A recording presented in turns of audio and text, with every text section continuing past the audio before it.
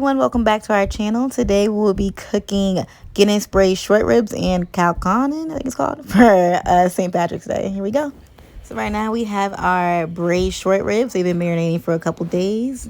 We have our mirepoix, some cabbage, tomato paste, a beef stock that is made from a bouillon Bouillon. Guinness, and the mac. A block made in the broth. So you're gonna start off with getting those beautiful beef short ribs into your pot. Make sure your pot's super hot. Yeah, you hear that sizzle? Hot, all right? Obviously, they're not all gonna fit perfectly. Just get them in there. You know, meat shrinks, so it will fit eventually. When you add your meat into a pot, always make sure you go in a circular direction. I just skipped around for a second there. But, like, you always go in a circular direction so you know what went in first and what came out. You know what I mean? Like, so when you go to flip them, you're not, like, flipping them all over the place. Like, you know exactly which ones you need to flip first.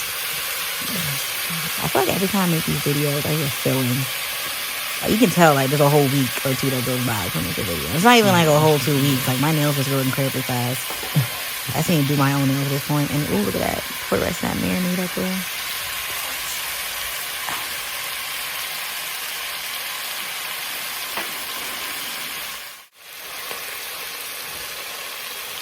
So after a couple minutes, you're going to want to turn them over. You're honestly just searing these because the whole, you know, like the whole thing itself is going to boil for like an hour or two.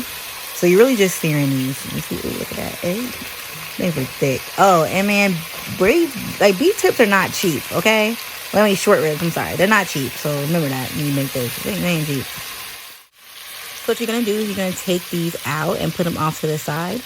And you can see our pan, well, our pot got extremely disrespected. Yeah, just be careful with that. It was probably a little too hot, and we left them sitting there a little long without turning them.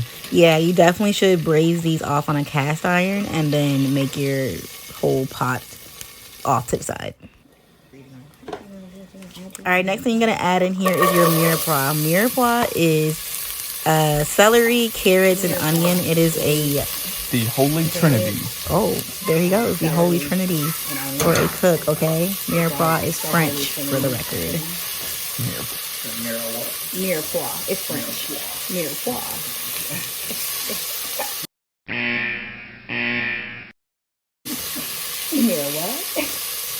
All right, so what's your mirepoix is going? You pretty much just want to sweat out. And if you ever wonder what sweating means, is like pretty much you are just getting them really soft. I like my things al dente, so I don't make them super soft, but that's what it is. All right, we're gonna go ahead and add our garlic paste in there. A little drop of that. It looks like get some flavoring in there. And then you're just going to stir that around. Make sure you do not burn your garlic. Garlic burns very easily. So you usually want to throw that in there last so that it does not burn. Burnt garlic tastes disgusting. Next, we're going to add our tomato paste. Took me a minute to get it out of there. Make sure you're ready for that. Definitely thick. Yeah, still struggling. I literally stopped recording. Yeah, I wasn't ready. I thought it was gonna be a little bit more liquidy. It was not. Yeah, I told him I was like, you gotta shove it all the way in and like grab it out. That is liquid smoke. Now, if you do not like the taste of charcoal, do not put a lot of liquid smoke in there. I obviously do. And then that is our beef broth made with a bouillon cube. Bouillon. Shut up. Bouillon.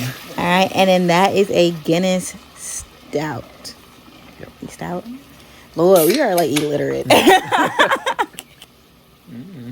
Yep, you just pour that whole thing in there. It's going to seem like you're doing too much, but you're not. Trust me, this is all going to render down. Remember, it has to cook for really 2 to 5 hours. You can cook that thing all day if you wanted to. Yeah, I thought I drowned it at first, and then once he told me it was going to sit for 2 to 3 hours, and I was like, oh, all right. Yeah, so you stir that thing on up. Should have did it with a spoon, but use whatever you got. All right, then you're going to go ahead and add them all back in there.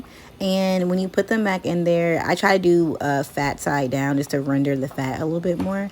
I didn't really render it as good as I wanted to because I was hungry and I didn't want to wait. So there it is. And you just pretty much put them all in there back in a little circular motion. They will submerge. Obviously, the liquid will start to rise from the meat being so big in there. So it's going to rise up, so don't worry about it. And then you're going to bring it to a boil and then reduce it down to a simmer. Put your top on and let that thing sit in the back for a couple hours. All right, guys, the next thing we're going to make is Colcannon. So pretty much it's cabbage inside mashed potatoes. Mashed potatoes are back there. I'm not going to show you how to make that. You know how to make your mashed potatoes. And just check on the ribs in the back, looking amazing. So Colcannon is pretty much just rendered down cabbage with a little butter and salt and pepper. You can add bacon to it, but I chose not to because I don't want to add bacon in the things I was cooking. We don't eat a lot of bacon in this family. Excuse my child in the background, losing his ever righteous mind. He's living his best baby life. He doesn't care. And before any of y'all ask, yes, it is a fall off the bone recipe, all right? This is what it looks like after it's been cooking for a couple hours. Like, absolutely delicious. All right, guys, there it is. Our Guinness braised short ribs and Colcannon. It is absolutely delicious, and you're really going to enjoy it. And the best way to enjoy this, obviously, is with a Guinness and a Steelers glass. Please drink responsibly and enjoy. If you guys have any more questions or anything or something you want us to make, please let us know. Thank you for subscribing to our channel and liking this video. This is Cooking with the Clemsons, and you guys have a good day.